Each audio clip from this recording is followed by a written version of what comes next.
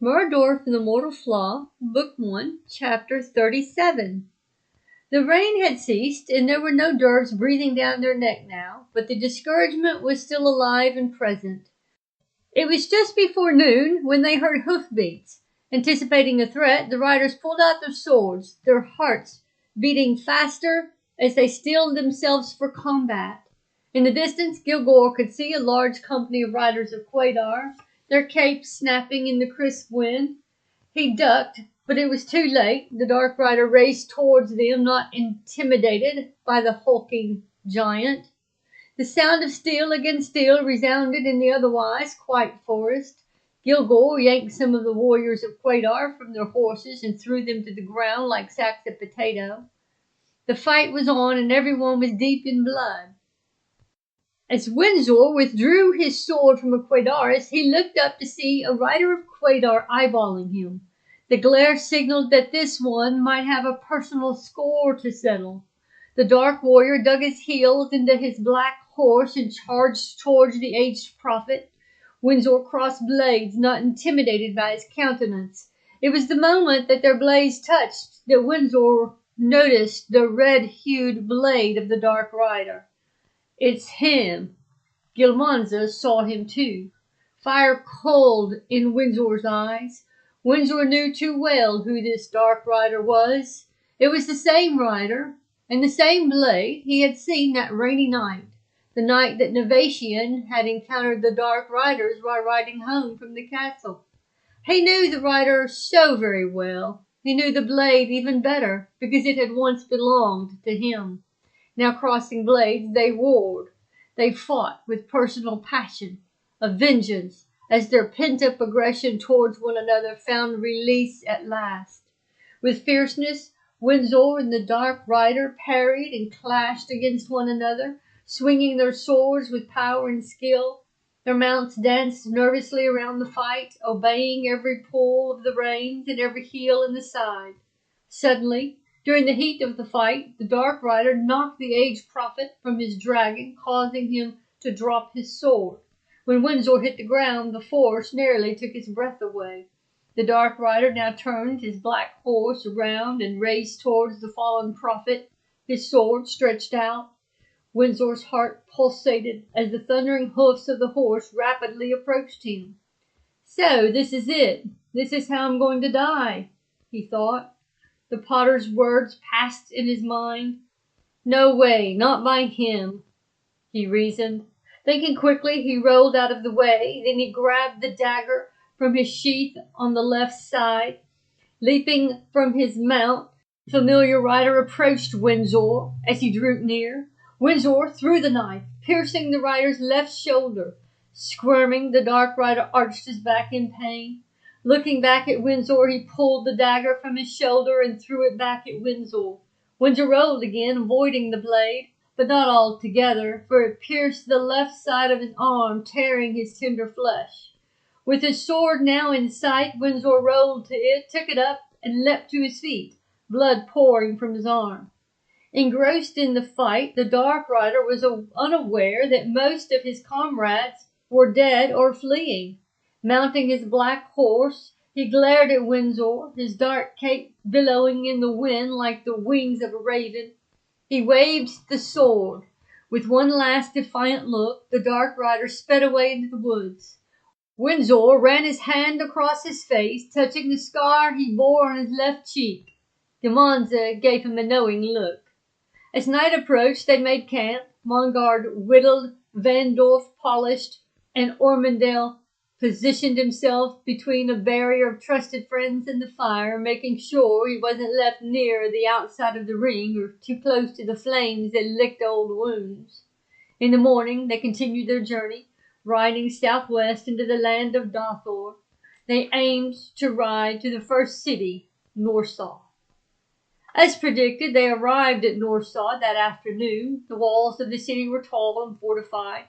8 imposing knights in full mail stood at the gates. Several more stood just inside the city wall and the towers.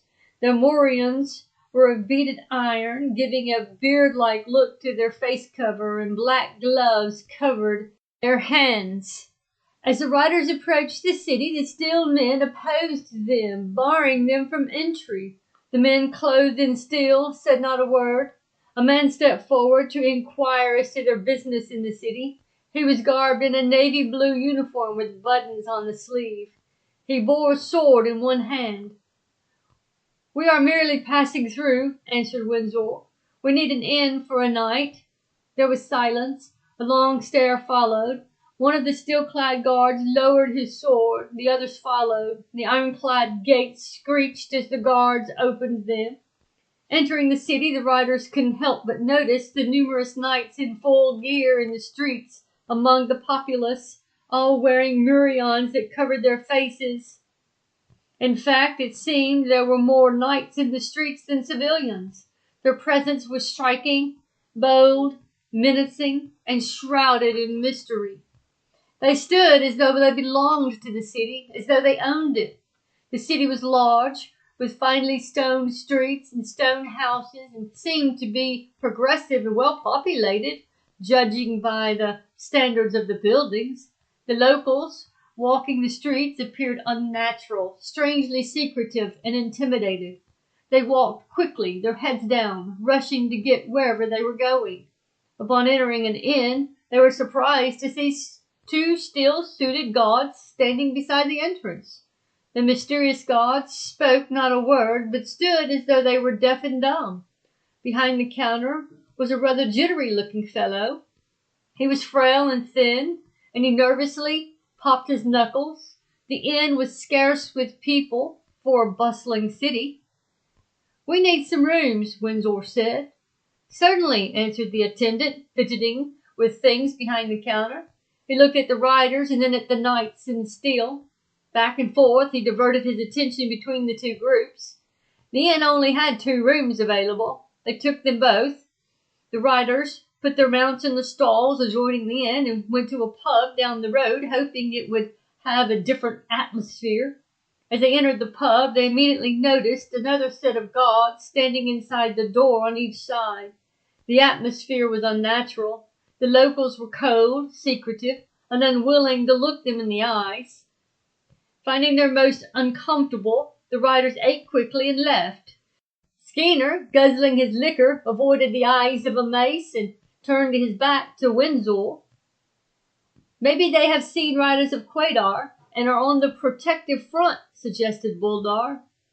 "Well, whatever it is," whispered Zorgar, "I don't want to hang around here long." "Me neither," Sagron said. "What do you think it is?" a mace asked Windsor. Both men had their suspicions. "Nothing good," Windsor said. "The whole thing looks sinister."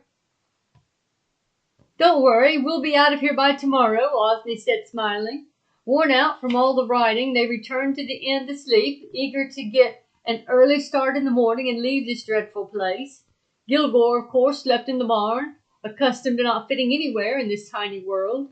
At the crack of dawn, everyone crawled out of bed. Skinner, a bit slower than the rest. He complained of an aching head and tried to blame it on something other than his alcohol intake. Windsor gave him that corrective glare once again, but said not a word. "Before we head out," Navi announced, "I want to get my sword sharpened." "Me too," Zorgar agreed. "Now that you mention it," Skinner said, "I think I will too," he stuttered. "Well, heck, I guess I will as well," said Van Dorf. "Well, your sword is always sharp, crony," said Navi. "Yeah, but you can never be too sharp, mate." "I'm coming too," said Boldar. Fleece decided to tag along, figuring it wouldn't hurt if his sword was honed a bit too. The 6 of them walked to a local blacksmith down the road. Numerous men in steel populated the streets. They were not surprised to find 2 more steel-clad standing with their swords at their sides at the blacksmith's shop. An elderly gentleman attended them. "Hello, mate," Navi said, bouncing through the door. "We just want to get our swords sharpened." Pausing a moment, the gentleman looked at the guards and responded hesitantly, "I don't sharpen swords." "Well, what do you mean you don't sharpen swords?" Navi inquired. I only do farming equipment." But you're a blacksmith, aren't you?" asked Boldar, trying to take the lead. "Of course, but I don't do swords." Well, I've never heard of a blacksmith that doesn't sharpen swords, said Vandorf. If you can sharpen farm equipments, Zorgar added, somewhat angry by now, then you can sharpen our swords. The two guards now pulled out their swords, showing blades finely honed. Putting up his hands as though in surrender, Navi said, hardly worth fighting over. He stared the lads down, wanting to swipe his blade and rip them open just to see what's beneath all of that steel. Perhaps they're sharp enough. We'll be leaving, said Navi. Leaving? Said Zorgar. He wasn't quite ready to leave. He was just getting warmed up. But I want my bloody sword sharpened. His temper was now getting the best of him. What you say I draw my sword on you and then sharpen it myself on your equipment, said Zorgar. Oh, look, it's time to go, said Navi, grabbing the irate Viking by the shirt collar and began dragging him out the door. My friend here is emotionally unstable, completely deranged. War drove him out of his mind, and fits of vertigo have further weakened his unstable conscience, explained Navi. As Navi turned to step out, the guard placed his sword in front of the prophet. That's a mighty fine, sharp sword you have there. May I ask where you got it sharpened, mate? Asked Navi. The two guards now stepped forward. One grunted beneath his morion. The other placed the pointed tip of his sword at Navi's neck. Now that I think about it, I think my sword is sharp enough, don't you, cronies? Said Navi, looking at his friends. Backing up, Navi now shot out the door with the rest of the riders dragging Zorgar with them, still cussing and fussing. Once outside, he tore into the Viking. What are you doing? Trying to get us killed? Well, no, I just want my sword sharpened, Zorgar protested. Well, for crying out loud, I'll sharpen your sword, Vandorf volunteered. Navi didn't say a word, but his countenance showed that he had an inkling of an idea. Vandorf had his suspicions too. Felice, on the other hand, was trying to figure it out with that medallion he was flipping. Arriving back at the inn, Navi told Windsor what had happened, and they gathered that there was about to be trouble. The riders mounted and headed down the main road towards the ironclad gates. As they approached the gate, the metal-wrapped guards eagerly uncrossed their swords, opened the ironclad gates, and immediately let them leave the city. They seemed anxious to get rid of them. The knights, decked in their metal, lined the entrance to the city and repositioned their swords. Windsor sighed with relief. Glancing over his shoulder, he thought he saw a faint image peering out from behind the trees. Why, it looked like Akela. He blinked his eye, and it was gone. Perhaps it was only his imagination.